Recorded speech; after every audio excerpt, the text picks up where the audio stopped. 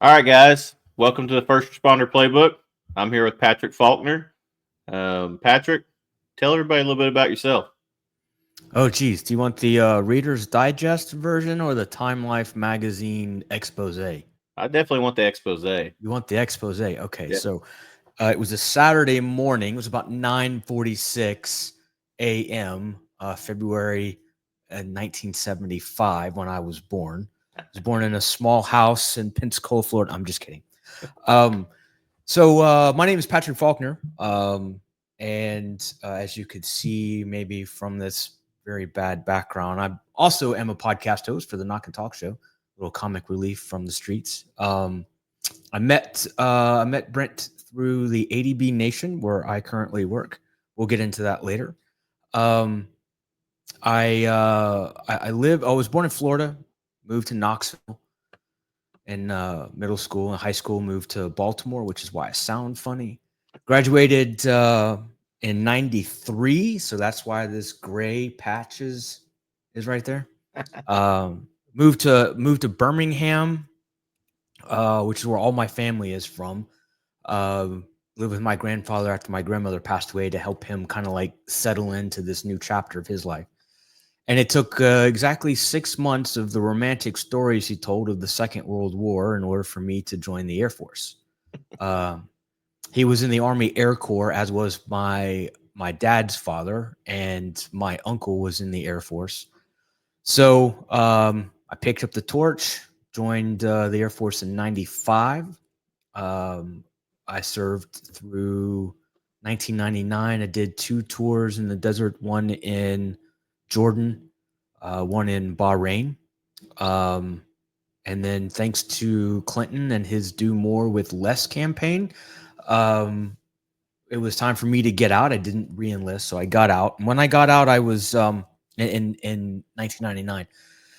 I was no more qualified to do anything uh, that I wasn't qualified to do before I went in. Does that make sense? Did I say that Yep. right? Yep. Anyway, so I had three choices because I was interviewing for avionics. Well, that's what I did in the Air Force. I guess I should say that. I was avionics technician on the F-16s, which is a really fancy way of saying I take a broken box out of the plane and I grab a new good box and I put that one into the plane, and then we get pickles in the pickle jar. Um, so when I got out, I was told I was too military specific and I was overqualified for every avionics position I was applying for. And in the late '90s and early 2000s, no one gave a rat's rear end if you were a veteran. It didn't mean anything. It just meant that you could drink beer on a base versus drinking beer on a college campus. Um, so I had three choices. I could be a garbage man, a fireman, or a cop. And well, garbage stinks. Although in retrospect, those dudes make a lot of money. I should have probably done that. Firemen run into burning buildings on purpose. To me, that's psychotic. So where else can drive fast, carry a gun, and help people? And so that's what I picked.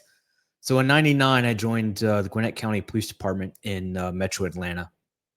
Then for the next 16 and a half years, I worked at four different agencies, and there was a reason why each one of the shifts they were all on my terms. It wasn't like I was bounced out or anything. Right. Um, 2007, I decided I wanted to be a small business owner, and I started my own company. And some of your listeners may remember that was probably the worst year to start a business with the housing crash. Um, so when I left Gwinnett in '07, I was told don't come back from those people that left and came back. They said you're treated differently. Uh, Leadership um, reminds you that you owe them for allowing you to come back. So I went to work for a very small police department. When I say small, it was 7 men strong, to include the Wow. chief, the assistant chief, which was also the detective and armorer and crime scene technician, and I think he wore a couple other hats. We had a lieutenant who was the patrol commander, and then we had four worker bees. We worked 12-hour shifts, and I was the only one on my shift in my uniform. So I worked 6 p.m. to 6 a.m. And this town was 2.5 square miles. There was 200 front doors in the whole town. There was not a traffic light, a lot of stop signs, but no traffic lights. It was literally Mayberry, like 2007, 2008, I guess is when I went back in. So, yeah, I stayed there for 2.5 years, but then at that point, the city couldn't afford the police department anymore, so they disbanded the PD and turned it over to the SO to run calls. And I didn't want to wear brown. I'd only worn blue. I didn't want to wear brown. And in Georgia, you wore blue, and you actually got to work calls, or you wore brown and you were a professional adult babysitter and had keys to, and that didn't excite me at all. So I went to work for another small agency, but it was a little bit bigger. I think it was about 40 officers. And I was there a year and a day, and that was the most miserable place I'd ever worked in my entire life, to include the military. My sergeant got his stripes because he put the deck on the chief's house. Give you an idea of that good old boy club. So I knew more about policing than my sergeant did. He was 5 or 6 year veteran. At that point, I had about 10 years, and I was the first officer to arrest a woman for domestic violence in that police department's history, and it was founded in the 1800s. Wow. Yeah. So, yeah, it was a miserable place. I couldn't wait to get out. So I was actually recruited to go start a police department. And how awesome is that? I mean, so there was a college police department in Metro Atlanta that was transitioning from a security department into a police department. And one of my old friends from Gwinnett called and was like, "Hey, dude, you want to come work here and be a startup officer?" And I was like, "Sure. Yeah. Who turns that down?" So that's what I did. I was there 4.5 years, and I tore my rotator cuff off duty. I was the canine handler, canine sergeant, patrol sergeant, field training coordinator, special operations sergeant, the captain's right hand man. It was great. I loved it. But my last day of FMLA protection was the day of my shoulder surgery. So when the doctor said you're clear to go back, the agency was like, "Well, sorry, kid. We've given your dog to somebody. We've given your stripes to somebody else. We don't have a canine sergeant position available. Good luck to you." Which was in 2014. So that was the beginning of the hands up, don't shoot, can't breathe. The BLM movement, the assassination of police officers was beginning, like the onslaught, right? This job has never been safe, but at that point it was just downright dangerous. Officers having coffee in a coffee shop and getting executed in the back of the head. So I think it was a blessing in disguise. So I've done everything in police work you can do in polyester and Kevlar, but ride a horse or ride a motorcycle. So that's halfway Reader's Digest, halfway Time Life. Okay. So the sheriff's office in Oklahoma, I mean, a lot of times, the sheriff's responsible for the jail and stuff like there. In Georgia, especially Gwinnett County, did you have to start in the jail or dispatch? Or did they hire you straight out on the patrol? Or Yeah. So in Metro Atlanta, and then there's some outlying counties. We have both a county PD and a county sheriff's office in the same county. And in that instance, the PD runs the calls for the county, and the SO runs court security, warrants, and the jail.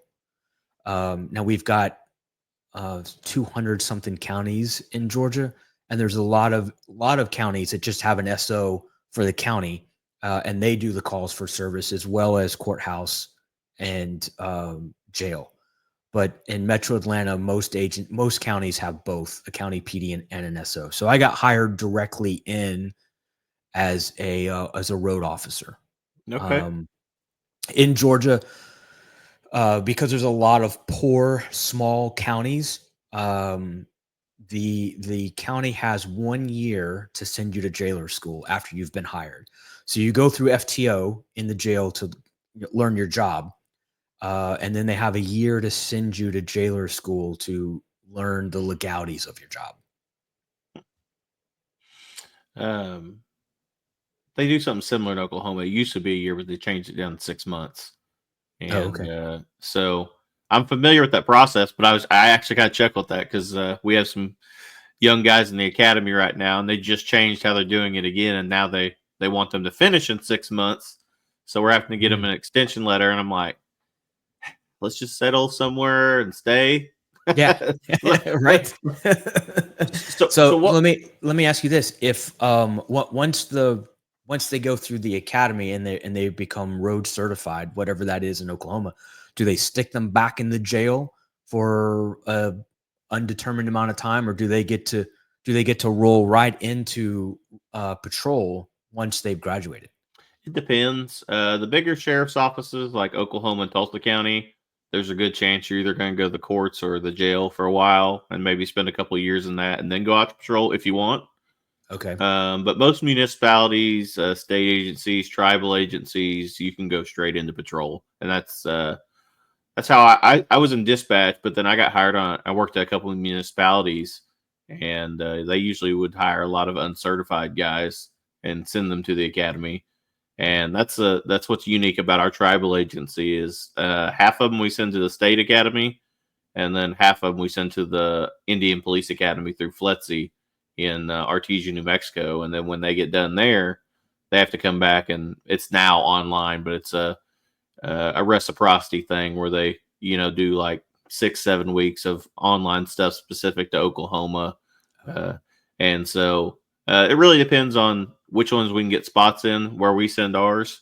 But for the most part, you can go straight to the road in Oklahoma. But some of the bigger sheriff's offices, obviously, they're hurting for people. So there's a good chance if you go to the sheriff's office, you might work in the jail for a while. Yeah. Adult babysitting. Well, and here's the deal. They don't pay people enough to do that. Like that's an underpaid job. And like my hat goes off to them because like you couldn't pay me to do it. Like you'd have to double my salary. And even then I'd probably still gripe every day. Yeah. But yeah. It's always sunny and 72. You get that fluorescent sunburn when you're inside the jail, right? So I think that's the only benefit. You don't have to work wrecks in the rain, but you got to deal with, he stole my sandwich, or she Yep. didn't flush or stuff too much TP. I can't. I Yep. couldn't. I'm out on that as well. So looking back on it, what's your favorite moment from your time at the sheriff's office? I never worked at an SO. I always worked at a PD. I'm sorry, the county PD.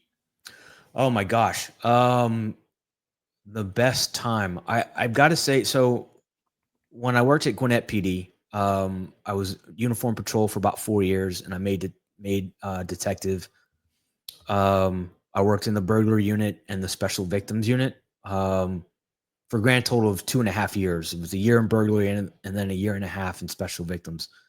I guess the most interesting thing looking back at that agency was while I was in the burglary unit, we had an international construction site theft ring it was made up mostly of Romanian immigrants, and we got like really into that. I learned a lot about the Romanian culture as part of that investigation. It was almost a year long. It's about 9 months in total. We ended up as part of the sting when we finally went in and did the search warrant and the sting. We had members of ICE. We had members of the FBI. We had members of the Secret Service, all kind of involved in different aspects of this. And we found, and Interpol, because we located a international homicide fugitive from Romania. His crew broke him out on a prisoner transport, like you would see in a movie theater. Gorge Axon was his name, or is his name. And during that prison escape, there were several guards that were killed. So they wanted him pretty bad. Interpol wanted him pretty bad. So they put a hold on him and came and snatched him up and sent him back. Haven't heard anything about him since then, but I think that was pretty cool. That the house we hit was built completely off of stolen items. Wow. All the fixtures, all the doors, all the appliances, the fencing, the pool, the air conditioning unit, the roof shingles. I mean, literally everything on that house was stolen. And we had a list of victims, right, from all the different burglary sites that got hit. And we just called them all and was like, hey, scene safe. Come take a look. If one of your items on this property sheet is here, come take it. It was less that we had to take back to the headquarters and try to process. We could release it there at the scene. It was like a giveaway.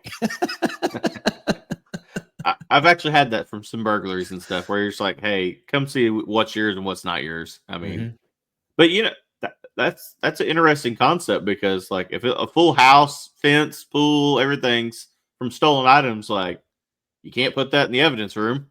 Nope. Yeah. Like you got to get creative at that point. Yeah, for sure. Yeah. So now, that was probably the most interesting story I can remember. So I gotta, how much stuff did you get returned? Oh gosh, I can't even remember. Would you say like most of it? Like, did most of these people come and identify their stuff, or? A lot of them had already gotten paid out by the insurance company, but it was the high-end appliances, the door. Dude, this was a mahogany door. It took our door guy, because we did a no knock.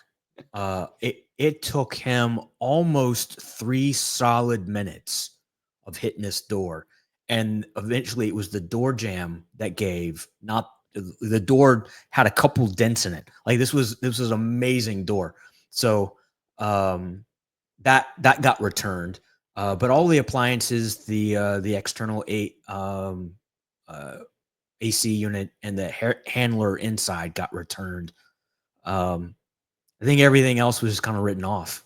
And it's not like we were going to take the shingles off the roof.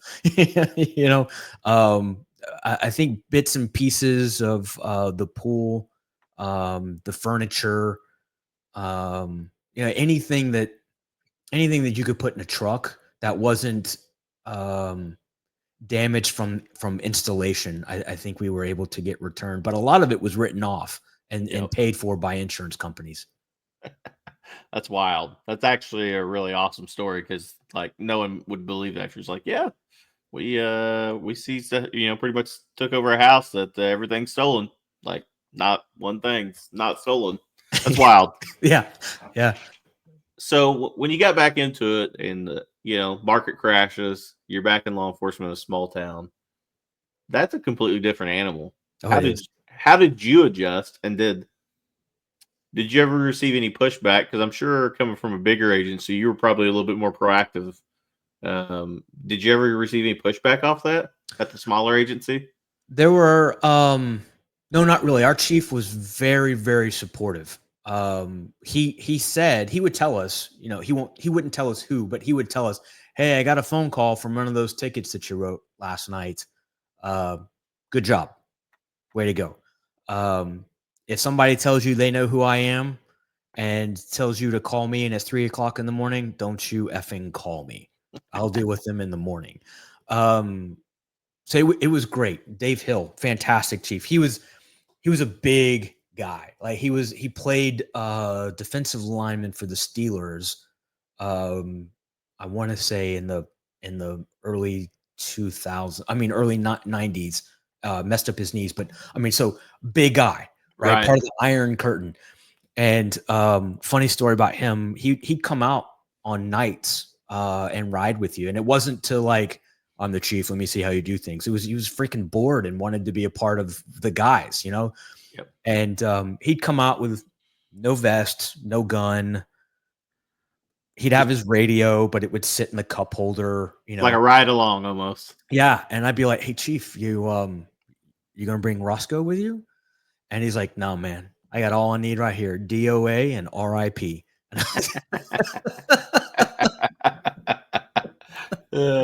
That's awesome. He was a good guy. So yeah, he was very supportive. If we had to lock somebody up, you lock them up. If they were drunk, you took them to jail.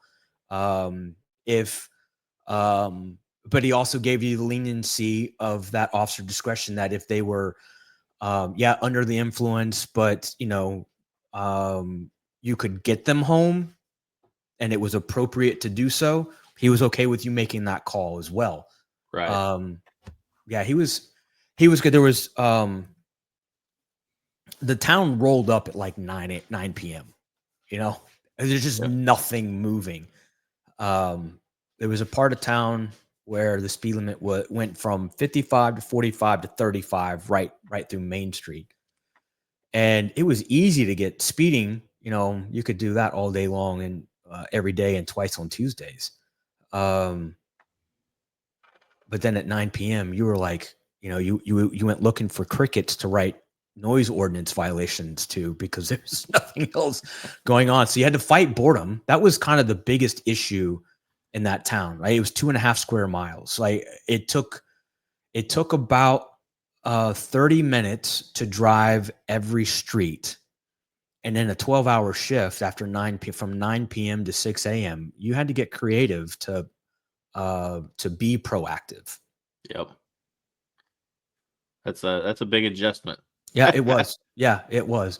But we had all the tools we needed. That was the first agency that I was introduced to a camera in the car and a body mic. You know, it was still a VHS in the trunk. But that was, you know, my first experience in having calls recorded. And that was actually a blessing for DUIs. It was, you know, it was great. Things that you would forget happened. You go back and watch tape. Oh, that's right. I remember they said that, or remember they did that. And, you know, you could check your field sobriety card, right? This is what I wrote down, and go back and watch it. Yep, I was spot on. That's exactly where they put their foot down. This, the number of times they stepped off line. Yep, I got that right too. So, you know, it was nice. It was a very forward-thinking chief with a very small budget. Yep. There's a lot of towns like that in Oklahoma that, you know, after probably 9, 10 o'clock, there's not much movement. And so we've actually got a lot of that at my current agency because we have 11 counties, and we have Metro Tulsa for a lot of it, which, you know, they're going to stay pretty hooked up 24/7. But you get down like the far southern part of the reservation, and like you might not see somebody the rest of the night, you know. Mm-hmm. And so I tell people all the time, like when they start there, like have an open mind because there's different styles of policing and different things to do besides just stop every car. And you know, there's nothing wrong with being proactive, but there's also nothing wrong with getting involved in your community and getting to know them and stuff, because a lot of times those are the ones that give you their best information, are the ones you go out there and make relationships with. Yeah, you're right. Yeah, that's not necessarily confidential informants, but you know, there's an old saying: if you want to know about a man, talk to his wife. You want to know the truth about a man, go talk to his barber. And people have the they get diarrhea of the mouth when they are around people they're comfortable with. So if you want to learn about your community, you have to go knock on the doors of the merchants and go talk to them, and stop by, you know, Annie M at the end of Elm Street, and just talk to her while she's pulling weeds from the flower bed. If you want to learn what's going on in the meth head house behind hers, go talk to her, right? Yep. Yeah. So yeah, absolutely. You got it. Community policing, I think, is an overused term, and it got misplaced a few years ago. It's not about doing stupid dance contests with music and being recorded and putting on So Facebook or Instagram. yeah. Yep. It's about the community, getting and out and talking to the community, not these stupid challenges. That's the dumbest stuff ever. Anyway, that's just one Yep. cop's opinion. Crusty No, old spud. I'm with you on that. So you go to a little bit bigger agency next, and you say it's miserable. Hmm. I've been around bad leadership, and it just drains you. Is that kind of how you felt? Just you felt like it wouldn't matter what I did, I couldn't do anything right, or I'm just ready to go to a different place. Like this place ain't for me. Like, how did it affect you as a patrol officer? It was definitely bad leadership. It wasn't, in fact, it wasn't leadership at all. It was management. And I feel like that is coming to light in a lot of agencies now, that there's a focus on the individual officer's mindset and overall health and well-being, right? We have trying to keep this PG. We've got a crap ton of managers out there in leadership positions that have no idea what leadership is. 100%. Or at one point they were a leader, they got promoted, but out of self-preservation, they became a manager so that they could continue to climb the ladder. And it's easier just to say, yes, boss, we'll make sure that happens, than it is, you know what, I don't know that that's really good for the community or the rank and file. Maybe we should talk about some other way of doing whatever that is, right? So at that medium-sized age, or at least small, medium, schmedium, I guess Yep. is really what it was. The chief was a retired Florida state trooper who brought a lot of state trooper mentality to a small police agency or schmedium agency. And he was very traffic thinking and not proactive policing thinking. We had 9 different projects, but we weren't allowed to call them projects. They were housing authorities. We Right. couldn't say the word project over the radio. We'd get in trouble. And that was there was a lot of things like that. A lot of terminology that is just common terminology that when you're in a situation, you're on a call and your muscle memory kicks out and you're trying to tell people where you're at, you're having to try to remember these off-book terms that are just politically correct. Or, it's not cop lingo when you're trying Yep. to get something out fast. So there was a lot of that micromanagement that was happening at that agency, and it was too small of an agency where that was effective.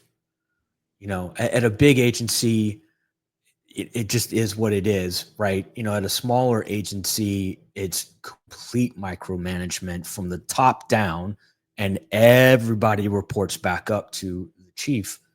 And heaven forbid you say the word project over the radio. You were going to be standing on the carpet and explaining why you said that word, and it was stupid. Yep. So it was really the level of micromanagement that sent me out the door. And then there were some other policies and procedures that were put in place that just didn't sit well with the level of experience that I had. I was told I was never going to come off nights. I had too much experience to go to day shift. I needed to stay on nights. And again, I mentioned I was the first officer in the history of that agency to lock up a female for domestic violence. And in fact, I had to fight that all the way to the lieutenant in citing Georgia state law on the primary aggressor. It doesn't say the male aggressor, it says the primary aggressor, and you shall, not you will, not you should, you shall, you put those two together, you shall arrest. Yep. And in Georgia, there is one law on the books that you can arrest for a crime that hasn't been committed yet. It's domestic violence. Wow. If you, as the investigating officer, believe with probable cause that if you were to leave those two people together and you walk away, that there's a crime that will be committed, you can lock up the perceived primary aggressor under the Georgia domestic violence law. Because all too often, officers would leave, and as soon as they would leave, there'd be a homicide. Yep. Or somebody severely beaten to within an inch of their life, and the officers they couldn't do anything because there was no crime that was committed. So there was no action that could be taken. So the state legislature got together and like, okay, well, here's the thought police. So I had to actually, even though all of these officers went through the same mandated academy that I went through, that learned the same laws from the same books, they had a different interpretation of the law. And it was always an uphill battle for me to do the job that the chief swore me in to do, that the citizens of that city needed out of me. And I got tired of fighting uphill battle with the people that wore the same uniform as me. Yep. I've been there. So you go to a college agency, or one starting a college agency. Is it the Ramblin' Wreck? No, it is not. However, it is part of the University of Georgia, University System of Georgia. So, what kind of experience did you have? I mean, kind of being at the ground level of an agency starting. It was a very unique opportunity. I mean, my badge number was 17. Wow. Okay, and here's a hashtag side note. Every agency that I went to, the last number of my badge number was a 7. Just wow. Randomly. So anyway, it was really cool because I got to help write SOPs from my experience at 3 other agencies and my belief systems into what were solid policies and what were ridiculous policies. Now, I didn't win every time, of course, but I had a hand in influencing a lot of the SOP that became standard operating procedure for that agency. I was the field training coordinator, so I got to write the training book on all new hires that came to our agency, and they all had to, in order to pass field training, they had to come through me. So that was kind of neat to have my hand in the development of new officers. And we hired mainly academy grads from the state academy. We did hire some transfers, some lateral transfers. Most of the officers, after the initial push through, were new guys and gals. So that was really cool to be able to have a finger in the legacy of an agency. But it was also very similar to policing in a small town. We had a very small jury, even though in the state of Georgia, university police officers are state. We have statewide arrest powers. We could go to any campus in the state and have arrest powers. So we're state officers. We had a very small fishing pond that we could go fishing in, and proactivity was not high on the chief's list. I would, once again, in 16 years, I spent 12 of them after dark. Right. So I was the nighttime first I worked nights, came in as a patrolman. Within 6 months, I was promoted to sergeant. 6 months after that, I was promoted to both canine handler and canine sergeant, with a dual responsibility of the evening watch patrol sergeant. So I wore a lot of hats at the same time on the same shift. And my shift, evening watch, held or ran the stats for the rest of the agency in arrests, tickets issued, stolen property located, drugs located, you name it. My shift held the record for that, and I was a working sergeant. I couldn't stand sitting in the office with the lieutenant, who always had his feet up on the desk watching some YouTube video of something. And I had to be out in the field with the troops, and I loved it. So there was always kind of a shift challenge to see if you could get to the jail before the sergeant could. And we enjoyed it. We had fun. We enjoyed it. We had our list of chores that we had to do. So we had to go around and lock up all the doors at a certain time.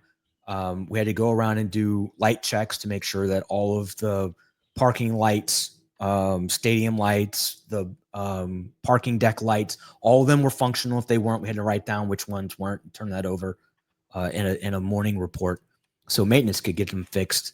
And then once an hour, we had to go around and, we had to pull on doors to make sure they were still safe, as well as we had dorms. So we had overnight guests. We had a security team. There were security officers that worked the front desk at the dormitories. And I got to tell you, we had a whole bunch of 13th graders. And it really was a challenge. We were SROs a lot of the time, and having to deal with the children that parents couldn't wait to get out of their homes. That's who we ended up with, the kids that could sign a FASVA and get 1 quarter or 1 semester worth of funding until they flunked out, right? But that's where they end up. They ended up a large number, not all of them, but a large number would end up in the dorms. So we would try to be proactive in and around the dorms, looking for bad guys that didn't belong there. We had a bunch of young kids out on their own for the very first time, new boyfriends, new girlfriends, alcohol, drugs, sex, drugs, and rock and roll, right? Except it wasn't rock and roll, it was rap. But we would have to, we had domestics inside the dorms that we'd have to go answer. So we did our best to try to discourage visitors that didn't belong there after visiting hours from being on. And we ended up, of course, as you can imagine, arresting a lot of students as well. And we started losing proactivity privileges, if you will. Been there. We couldn't make traffic stops. Been there. We, as the canine handler, I was not allowed to walk the dog. I mean, it was a narco dog.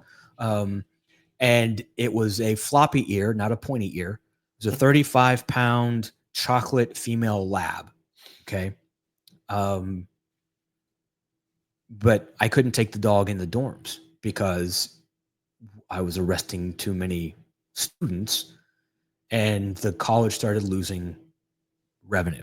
It all came back to the revenue. So, it had its own, challenges, but it was great. I enjoyed it. Did I answer your question? You did. Okay. But I'm going to segue into, you don't hear college campuses in the first place normally having a canine program. Because how did that happen? I forced the chief's hand. Okay. at the very beginning, we were extremely proactive, and I was going to the jail both as a patrolman and a sergeant 2 or 3 times in a shift, and a lot of it was drugs. And there was no way because of the Clarity Act, all crimes on campus in Georgia have to be um, reported, and it has to be reported on the college's website. Yep. So, in an effort to satisfy me, because it was the only thing I ever wanted to do in law enforcement was work a dog. Like first day of the academy, and the instructors would go around like, so why did you join the police department? Why did you want to become a cop? And I was because I want to work a dog. So it took a couple of years to get there. It took my 4th agency, but it was the only thing I ever wanted to do. So I set my mind to it, and I was able to prove there was a drug problem on the campus. It was the first year of the dorms, so the college really had no choice but to do something to show that they were combating the drug problem. So there was actually an attempt by leadership to give the canine to anybody but Faulkner. And everybody they went to, they were like, no, that's Faulkner's dog. For that, it's his project, it's his baby. This is what he's doing. Nobody wanted it, and I felt a tremendous amount of respect from those that I was working with, because there were several of the officers that would have been fantastic canine handlers. They had the proactivity mindset. They had the right work ethic to keep up with training and all the stuff. So, but they all turned it down. And so reluctantly, I got selected to be the handler. And so, I mean, 11 months after graduating canine school, I went to a international canine convention in Orlando and ended up winning the top dog overall award, not knowing it was a competition. And we went up against 101 other teams from across the country and two other countries. My dog was phenomenal. I was an okay handler. My dog was phenomenal. She made me look like I knew what I was doing all the time. And I just had to watch and let her do her job. She was fantastic at it. So I used that dog for everything she was worth. I mean, I would call neighboring agencies at the beginning of the shift to let them know there was a drug dog on the shift and that we were available to do searches if needed. I did all of my training with Georgia State Patrol for our weekly trainings, and they would call us quite a bit to come do tractor trailer searches because her nickname was the Pocket Rocket. I mean, she was 35 pounds. I could lift her up by a harness and throw her in the back of a tractor trailer, and she'd go off and she'd do her thing. Right. So you're right. There are not a lot of agents, especially having drug dogs. They don't want to know. If they don't report it, it doesn't exist. Out of sight, out of mind. That's right. So the July of 2014 is when I tore my rotator cuff. If you were to go back and if you were to pull the stats, the crime stats, the arrest stats for that agency from November 2011 to July of 2014, you'd see a lot of numbers for a small agency, right? And then those numbers stop in August of 2014. Crime just stopped on campus. There was no more drugs on campus. Yep. And it wasn't because they solved it. It's because they stopped being proactive. Yep. And they just accepted the fact that was going to be just part of the operating of the campus. If an officer stumbled into something, fine. They have the ability and the training, hopefully, to do that. But there wasn't somebody out there looking to stop it. Yeah, that's wild to me because when you sweep a problem underneath the rug, it doesn't go away. It's just hiding underneath there. Sure. Yeah. The FBI changed the level of burglaries from the severity from a person's crime to a property crime, and that next year they were able to report that president's efforts, and I can't remember what year it was. I want to say it was Bush's, somewhere in Bush Jr. But that level of person's crimes dropped tremendously over the efforts done by the FBI. It's not true. They just recategorized the crime from a violent crime to a non-violent crime. Yep. And now violent crime was down. Right. So yeah, you're right. Sweeping it under the rug doesn't make it go away. It just means it's not being reported. It's still there. Yep. And the sad thing is that affects the quality of life and quality of education for other people on campus. Mm-hmm. But if they just don't address it, then hey, we don't got a problem. That's right. That's right. We don't have a problem. Yeah, and part of what sparked that was in I think it was 2012. There was some reporter that doing a piece on party schools, just pulled crime stats right from colleges all over, and my college was like the 14th or 12th highest rated drug school in the country. Right. And then the president had to say, WTF, we gotta fix this. And that's when proactivity started. Proactivity privileges started dwindling away. Yeah. Right. We became a 100% reactive agency and not a proactive agency that we could have been. And here's the deal, that at the end of the day, other than sweeping the problem underneath the rug, that's a morale killer for guys. If you tell them that they can't do anything, that's just going to ruin your morale, because there's a lot of guys out there that just enjoy showing up, taking their calls, and going home. There's a lot more guys that like to go out there and shake the bushes a little bit, even if it's not every second of the shift. But you tell them they can't do that, then they're just like, I'll go somewhere else. Or, you know what, I'll take my calls and go home, and don't ask me to do anything extra.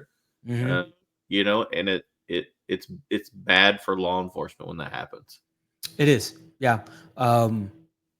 When you come to work and you do nothing for an entire shift, and you've done everything they've expected out of you, and you've done nothing, that is a morale killer. Yep. Absolutely. So you tear your shoulder up, you have surgery, and they kind of kick you to the streets. How'd you handle that? Man, that was dark times. Yeah. Just to be honest, very dark. Going from being told what to wear to work for 16 years in a job that I both loved and hated, and having an identity finally of Canine Sergeant Faulkner, to just Patrick. It was a very tough pill to swallow. And full transparency, I was going to school, getting my bachelor's degree in business administration because I wanted to be a small business owner. Right? I wanted to get out of polyester, but I wanted to be on my terms and if my timing when I was ready to do that. I wasn't ready yet. My ducks were not quite in a row. So I spent the next 10 years trying to figure out who Patrick was supposed to be. It ultimately cost me a marriage. Yep. Very dark, very, very difficult to deal with. Once you are out of this profession, you are out of sight, out of mind. Those people on your shift, yeah, they were your friends, they were your colleagues, they were your best friends. You'd die for them. They would die for you. But their world continues. Your spot was replaced with somebody else that is now holding that position, and you're on the out. And it takes about 6 months for you to just disappear. It's like in the movie Back to the Future, when Marty McFly is looking at his family members sort of slowly being erased. That's what happens to you. When you get out of law enforcement, you leave an agency, whether it's because you wanted to or because you were pushed out or you got fired or whatever. You are on their mind for no more than 6 months. That's it. Yep. And you're not invited to get-togethers. You don't get phone calls, text messages. Yeah, you might be Facebook friends, and somebody might hit a like button on something that you post, but that's the extent of that relationship at that point. And that is very difficult it was for me to process and to try to create a new tribe, a new belonging somewhere. And it took 10 years. How did you finally start getting past it and like going in a more positive direction? It took admitting there was a problem. Yeah. Honestly, it wasn't until the end of my marriage where I was told I wasn't the same person anymore. I didn't see it, of course. I'm the one going through the transition on a daily basis, not seeing that change. My spouse, on the other hand, was seeing the change, experiencing the change. Once that ended, and then there was the recap, what did happen? I had to admit that there was a problem, that I had not successfully admitted to myself that something needed to change, something needed to happen. And the unfortunate catalyst for that was a divorce. Yep. And like in so many other relationships, it takes the break to become the catalyst to get fixed. Yep. We've got to do a better job in law enforcement, first responders in general, of not forgetting people when they leave. My dad was in law enforcement for 40 years, and then once he was done, it's just kind of like a lot of them forgot who he was, And it's taken a few years, and it's gotten better, but even still, like people just they might throw you that random like on Facebook, but that's the extent of it. They don't call and say, "Hey, man, how's your day going?" And it sucks because it's a part of who we are, and then it's just gone. Because I got out for a year during COVID, and for like you said, about 6 months, and then after that, it was just kind of like, "Hey, I'm gonna like your post on Facebook," but they didn't call, they didn't text, except for a few of them, and it's rough because it changes you change yourself for so long for a career, and then you try to fit back into normal society, and it's different. So Yeah. we've got to do better. And I actually saw a post the other day, on ADB, and I was like, we got to start doing better in a lot of these areas. We really do. So let me ask you about ADB. Jennifer, with First Responder Coaching, I'm actually going through a program, and a couple months ago, she brought it to my attention, and me being the nerd that I am, working on my doctorate, I'm like, man, another source of learning and networking. Yeah, sign me up, and I love it. Good. There's every day there's just so much stuff, and like, I always get on there and just expect to see something like that. I'm just like, man, I didn't know anything about that. And I had Keith on last week, Groundsel, and I was telling him last week, man, you're like pumping out these articles like a pro. Yeah. And he kind of started chuckling. He's like, dude, when you did it as long as I do, I've got a lot of stuff to talk about. And I'm like, yeah, that's fair. But what I like in there is the quality of like people. And that's why I kind of jokingly called everybody else out when I was like, hey, everybody said they were going to sign up, and no one did. But I did that for a purpose, not out of malice, but I don't want it to become an echo chamber. Yeah. And granted, there's several of y'all that signed up, and I appreciate that wholeheartedly. But I just love it because it's so much different in there because it's positive. Like there's no negative. There's nobody in there griping like, man, I hate going to work today, or I got to work my 5th day straight. Like, it's just positivity, and it changes your mindset at just like the granular level of like, I need to have this mindset more often. Yeah, for sure. And that's, how ADB got born. ADB stands for a different breed. And Monty, the founder and CEO of ADB, he was actually a business coach of mine. And I've been working with Monty for going on 3 years now. And he would constantly, so he's got this other business, this other company called Wealthy Servant. And Wealthy Servant is about helping first responders take the work ethic that we have and build a business to earn the generational wealth that we all deserve through the gift of abundance. Right. So we take this mindset that we have, the can do, the problem solving that we've got, because we walk into domestics all the time, not knowing what the hell is going on, figure it out, solve it, problem solve, problem saving solve, right? Same thing with accidents. You roll up to an accident, you're like, how in the world did that car end up over there with this person over here, right? And their shoes over there, like, how did this happen, right? And we figure it out. We solve the problem. Well, we have all the skills of being a business owner. We just don't know how to utilize, how to translate. It's like trying to take a military career and put it on a civilian resume. No way to translate it. So I started working with Monty and Wealthy Servant, and he kept referring to all first responders as, well, we're just a different breed. We have this in us. Otherwise, we wouldn't be in the profession that we're in.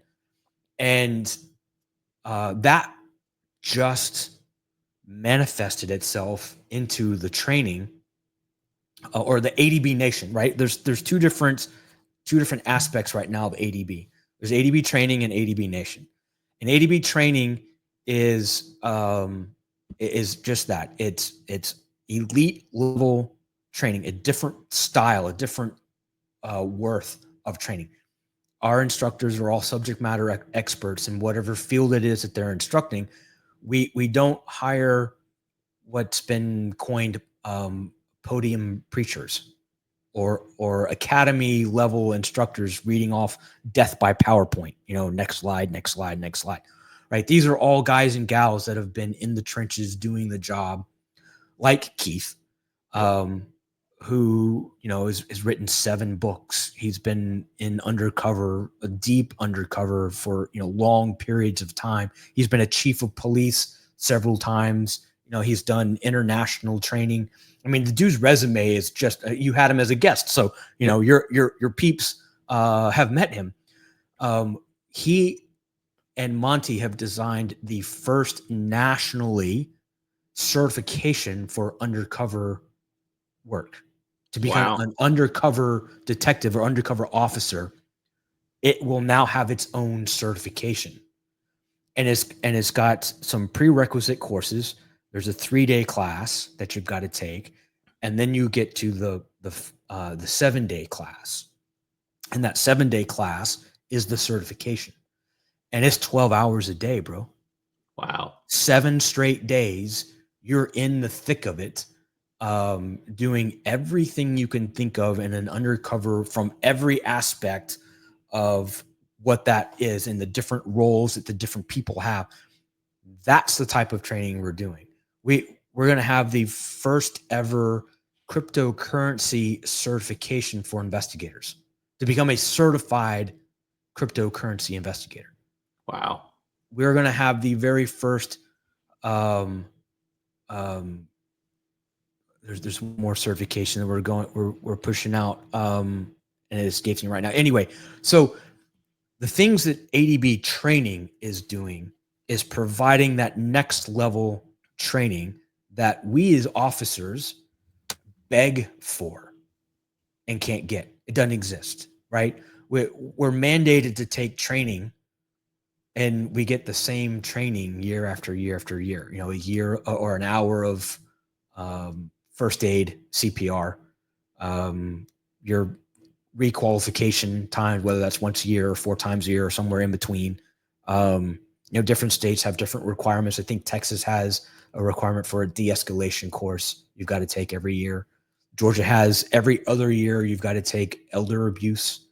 But so you get your 8 hours of in-service training, all right, and then you get whatever death by a PowerPoint, but you don't get to the immersive level of training, right? So that's ADB, and we've got everything from that undercover certification to how to beat the burnout course, and in the health and wellness space. We've got leadership classes. If Rick Anderson comes on your show, if he signed up, great. If he hasn't, I'll poke the bear. Yeah. Rick Anderson is a 30+ year SWAT guy, SWAT leader, right? And he's teaching a leadership course and a de-escalation course. We've got that cryptocurrency. We've got follow the money that Monty's teaching. It's a different breed of training, right? So there's that. But then we have the ADB Nation, which is what you joined into. Mm-hmm. And that is, it's a community on a mission to provide exactly the points that you put out. A safe place of like-minded lions to go and to have the fellowship and the community that we need. That isn't just at your agency or just in your community or just in your county or your state. You're in Oklahoma. Monica Crawford's in Oklahoma, but we've got Nick Maglio, who's in Rhode Island, and Stephen Maurer, that's in Pennsylvania, and I'm in Georgia. We've got Colorado, Texas, Arizona, California, Alabama. I mean, we're covering the entire country, and you've got access through the ADB Nation to talk to those officers directly from across the country with different backgrounds, to include the instructors of ADB Training. So you don't just go to ADB Training and take a class, and at the end of the class you leave. You still have access to that instructor. So 3 days down, or 3 weeks or 3 months down the road, and you come in contact with the type of scenario that you went to Keith's class, you can actually jump into ADB Nation and ask a question. Yep. And not how often do we not get that in real life? You know what I'm saying? Like, yeah. How has this not existed beforehand? And that's what ADB Nation is. It's a community on a mission to provide the essential resources, and that's community support, training, fellowship that we as an industry are starving for. Yep. Absolutely. And I don't know how familiar you are with ILETA. Similar goals. Like, their goal is to make the next generation of trainers to be able to give quality training to people. And like, when we go to their conference every year, like, it's the same type of thing. Like, you get there and like, it's actually fun to be there and learn and supportive. And you're like, man, this is so much different than being back at my agency. And not that my agency's bad by any means. I'm not saying that. No. But like, there's always a negative presence wherever you work at. Somebody's going to be negative. Mm-hmm. You've got negative Nancy's everywhere, right? Yeah. And even, my story of, being kind of pushed out from the college, it's not a negative story. It had a negative impact on me, but it was just, the way that agency operates. It's still a great agency. It's got some good leaders in there. It's got some bad managers, but it's got some great leaders there.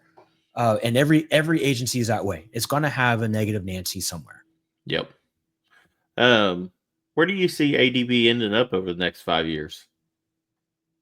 Oh gosh, in 5 years. So, right now we're pushing 20 classes a month in ADB training. The goal by December of this year is to have 180 classes per month across the country. That'd be awesome. Yeah. And we've got a waiting list of instructors that want to come and teach at ADB. And we've actually had to tighten down the requirements to come in because so many people are beating down the door to come teach because of the mission and the goal. It resonates with our industry, with our career field. And it has been a long time coming. So on top of the 180 classes per month, the ADB Nation, we're looking to have somewhere around 10,000 people by the end of this year, and in 5 years, maybe 100,000 people. Yeah. From there's thousands of agencies across the country. Yep. Thousands of agencies, and the average agency is about 10 officers. If you break that down, like 10, 15 officers, I think is a stat that I heard today. So there's the possibility of that number. Will we make that? I hope so. It'd be awesome to have that amount of people. Can you imagine the number of collective years of experience that would provide a single individual officer that they could call upon? Yep. That'd be awesome. Yeah. That'd be awesome. And then every year we're going to have ADB week, and it's open to all the members of ADB and all the instructors at ADB Training. And it's going to be January of 2026. It's in Vegas. It's a week long, and it's going to like a powerhouse of speakers. You get to meet all the people that go there, for it, and get to shake hands with people from all over the country, like-minded, as I said, lions, right? We're not sheep. We're the lions. We're the, the 2% of the nation that can actually do the job. Right. And it's going to grow like a weed. That's awesome. And there's mobile apps coming too, right? Say it again? I'm sorry. There's mobile apps coming too, right? Yes. Like for Apple and Android. Yep. There is a mobile app that is coming right now. It is just URL supported, which most smartphones can still operate it. It's not the greatest right now, mobile friendly, but it's navigable. So, but there is an app coming. Yeah, it's in development. Well, and I think once that goes live, I think you're going to see it skyrocket even more because we're at work 95% of the time. We're filling in an extra shift, and maybe I want to get on here and get some extra training. If somebody posts a video to watch or a podcast to listen to. Oh yeah, there you go. And even if you make it just a little bit more convenient, how cops are. They're going to take that little bit and be like, yeah, all right, now I'll sign up. Yep. And so I love it. And, like I said, I was honored just to have you on here because I'm just a beat cop from Oklahoma. I mean, there's plenty of stuff that I'm good at, but at the end of the day, I'm a beat cop from Oklahoma. And I love hearing new ideas and stuff from just all across the country because they can apply here and they can be brought here. And if it makes things better, then why wouldn't I, Right. Yeah. Yeah. For a box of donuts a month, you can join the ADB Nation and get that access, not that this needs to be an infomercial for ADB, but it's a great thing. And I feel like in 5 years, this industry will have a shift in the direction it needs to go. Like the pendulum, like politics and law enforcement, it is a pendulum, right? Mm-hmm. And right now or in the last 10 years or so, we swung way one side, and now starting to come back down. We're not quite back in the middle of the road yet, but we'll start to swing that other direction in the next 5 years, and we'll have more positive than negative. I feel like, and I honestly believe ADB is going to be a big initiative in that. That's awesome. I love it. Love it. Now here's the hard-hitting question of the day. All right, shoot. How did a cop start a comedy podcast? Would you believe 2 fingers of a good bourbon and a cigar? I could actually believe that. Yeah. All right. So, the Knock and Talk show started as a cocktail napkin doodle. I was sitting on my back deck with some old timers that I grew up with. So my best friend is 10 years my senior to the day. We share the same birthday. Wow. And he was my very first patrol sergeant back in 2000. And we were sitting on my back deck with a couple other old timers from his era that he policed as patrolmen with. And we were just telling remember when stories. Dude, you remember when so-and-so did this? That shit was so funny.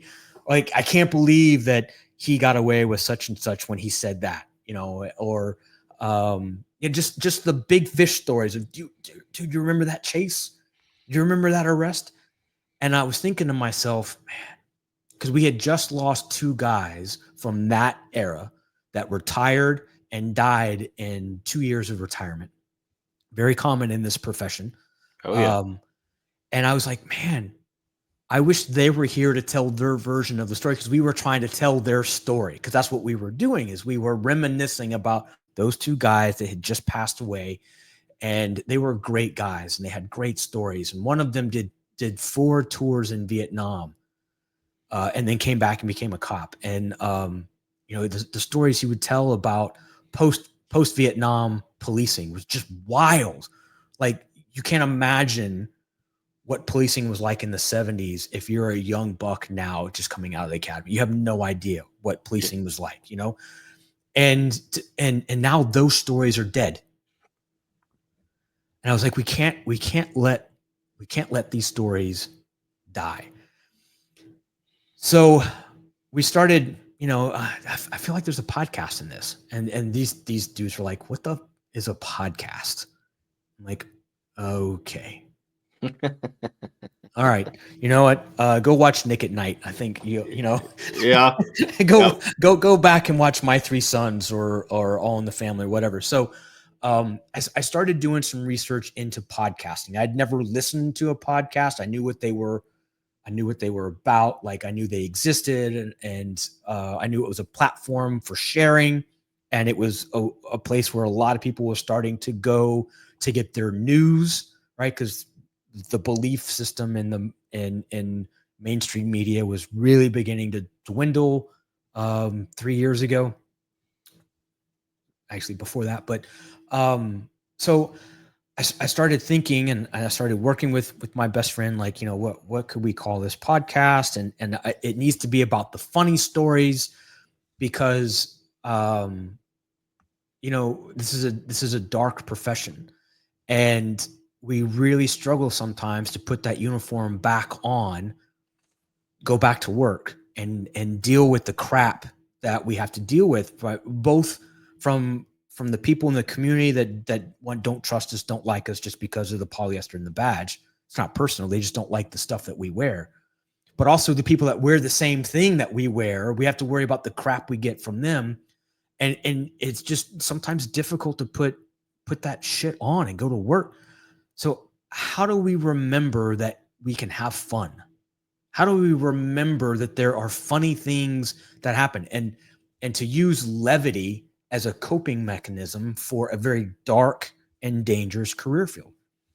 So I started going through police terms in my head, like what resonates with cop talk, right? Yep. And one of my favorite things to do after I got out of investigations and went back into patrol was knock and talks. I loved doing them. After being a burglary detective for a year, and 90% of your burglaries are drug related, Mm-hmm.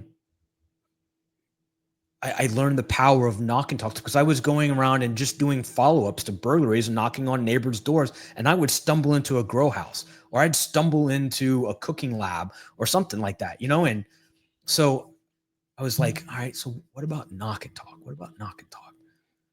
And my buddy was like, yeah, dude, that's pretty cool. What's your logo going to be? I was like, oh man, it's gonna be cool. It's gonna be a door. And he's like, what? So I actually worked with a logo designer out of California, and if you look, my pen's not working, but it's a door.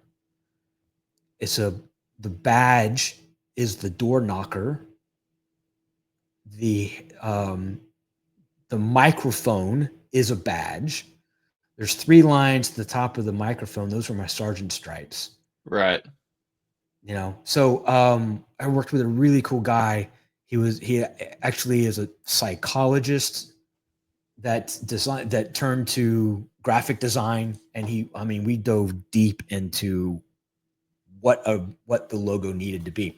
So right. Not that you want to know all that, but that's how that came about, was preserving the funny stories. We all have the funny stories, and we need to share the stories so the stories don't die, but also so we can remember we can have fun at work. It's not all dark. It's not all, hellfire and brimstone. It is actually fun sometimes. Yeah, absolutely. And I'll tell you, one of my first guests, Dakota Hanks. If you can get him on your show, great podcast guest. He's on mine twice. He told a story, and I won't steal his thunder, but it involved chickens. Another Okie. Yeah. Yep. Yeah. So if you can get him on your show, fantastic guest. We're Facebook friends, so I bet you I could probably swing that one. Good. You should. He loves being on podcasts, by the way. Yeah. And he's got a great stories. One that which shocked the crap out of me. He told me one time he ran code for 45 minutes. Yeah, I've done it for 2 hours at the tribal agency. Running code. I did it like last weekend. Yeah. That is crazy talk for a city folk that, might take 20 minutes to get from one side of, your jurisdiction. Yeah, absolutely. And like I said, I worked at municipalities before this, but I live on the northern half of our reservation, and it was every bit of an hour and 45 minutes a couple weeks ago when we had a drone call out on a SWAT deal, and I was heading home from a part-time gig, and they were like, "Hey, we need you."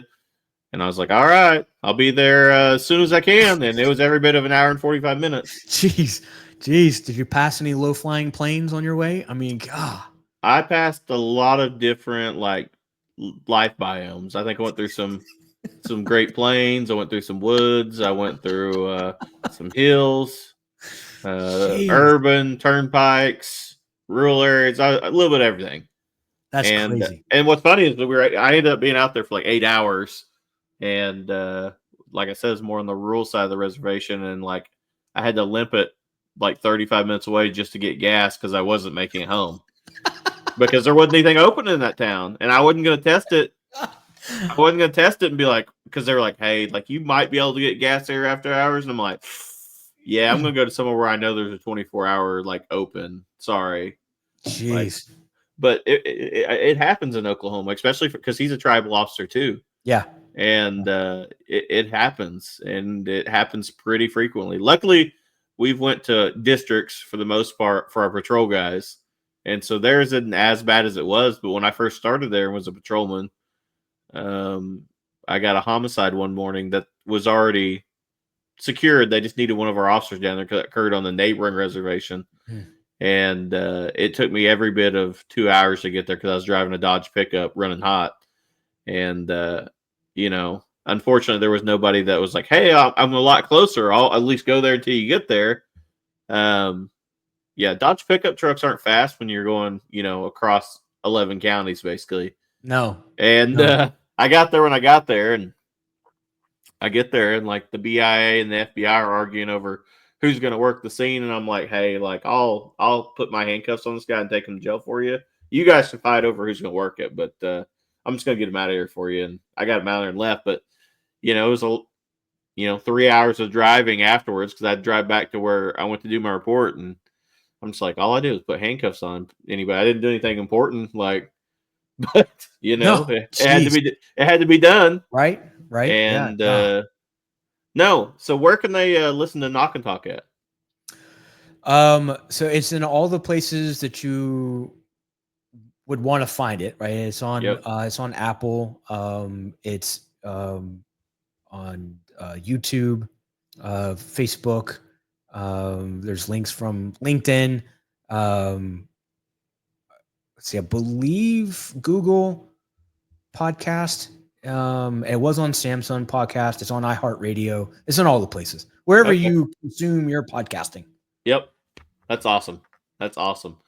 I don't want to tie There up your is a whole. fake Knock and Talk show out there too that started right after I did. It's So it's a knockoff. it's a knockoff talking show. It's a husband and wife combo in Oklahoma. I mean, in Ohio, and lovely couple. I was actually a guest on their show, and we talked about it. But I am the original Knock and Talk show, The OG. the OG. Yeah.